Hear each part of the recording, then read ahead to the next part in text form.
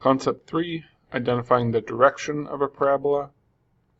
So if we're looking at an equation and we're trying to determine which way a parabola is going to open, whether it's upwards or downwards, we're going to be looking at our first coefficient, or the number next to x squared.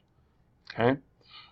If that is a number greater than 0, the parabola is going to open upwards. Okay? Meaning it'll look like a U. Okay? If a is negative, or if a is less than 0, the parabola is going to open downwards. It'll look like a, an N. Okay? That's really all there is to it. You're just looking at the number beside the x squared. If there's no number, it still opens upwards. None of the rest of your equation matters. It changes your parabola, but it doesn't change the direction it opens. So you're really just looking for the number being multiplied by x squared.